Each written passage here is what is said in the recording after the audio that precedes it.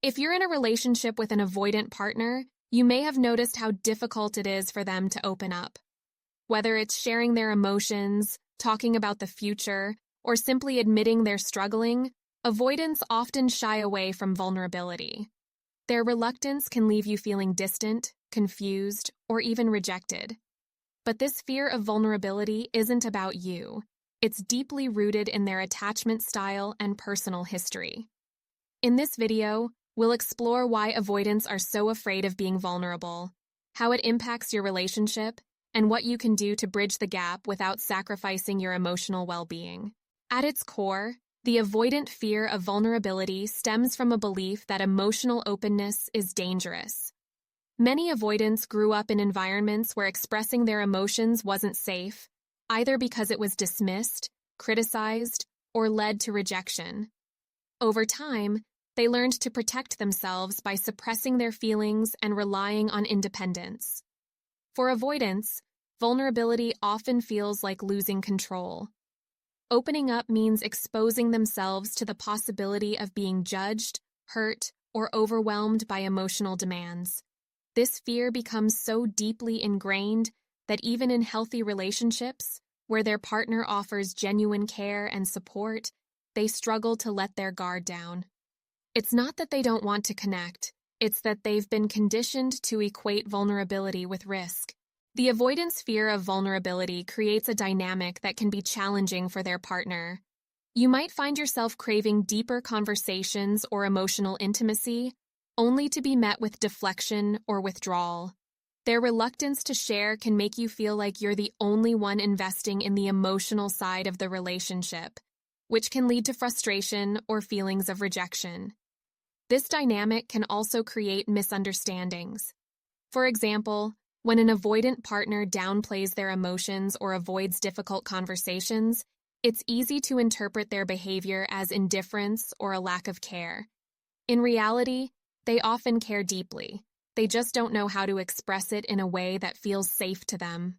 Over time, this emotional distance can erode the foundation of the relationship, leaving both partners feeling disconnected. For the avoidant, the pressure to be vulnerable can reinforce their fears, while their partner may start to feel unappreciated or unsupported. If you want to help your avoidant partner feel more comfortable with vulnerability, the key is to create an environment where they feel safe and respected. Start by recognizing that their fear isn't a reflection of their feelings for you. It's a response to their own emotional history. This perspective can help you approach the situation with empathy rather than frustration. When encouraging vulnerability, focus on building trust gradually. Avoidants need time to feel secure enough to open up, so pushing them to share before they're ready can backfire. Instead of demanding that they talk about their emotions, invite them to share at their own pace. For example, saying, "I'd love to hear how you're feeling about this," creates an opening without pressuring them. It's also important to model vulnerability in your own behavior. When you share your thoughts and feelings in a calm and non-threatening way, it shows them that vulnerability doesn't have to be overwhelming or risky. For instance, you might say, "I've been feeling a bit distant lately, and I'd love to reconnect with you," rather than accusing them of being closed off. At the same time, don't forget to maintain your own emotional boundaries. While patience and understanding are essential, you shouldn't have to suppress your needs or feelings to accommodate their fears. A healthy relationship requires balance where both partners feel valued and supported. While avoidant partners can grow and become more comfortable with vulnerability, this requires effort and willingness on their part.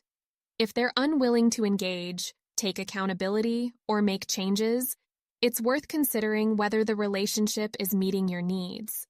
Constantly trying to bridge the gap without reciprocal effort can leave you feeling drained and unfulfilled. Walking away doesn't mean you've given up. It means you're choosing to prioritize your emotional health and well-being. Sometimes, stepping back is the best way to create space for growth, whether that happens within the relationship or on your own. Avoidants fear vulnerability, not because they don't care, but because it feels unsafe to them. By understanding this fear and approaching it with empathy, you can create a relationship dynamic that encourages trust and connection. However, it's equally important to honor your own needs and ensure that the relationship feels balanced and supportive for both of you. Vulnerability is a two-way street, and both partners deserve to feel seen, valued, and understood. If you'd like to learn more about navigating attachment styles and building healthier relationships, I've written several books that dive into these dynamics and offer practical tools for fostering connection. You'll find the links to those in the description below. Thank you for watching. Don't forget to like this video, subscribe to the channel, and share your experiences or questions in the comments. I'd love to hear your thoughts.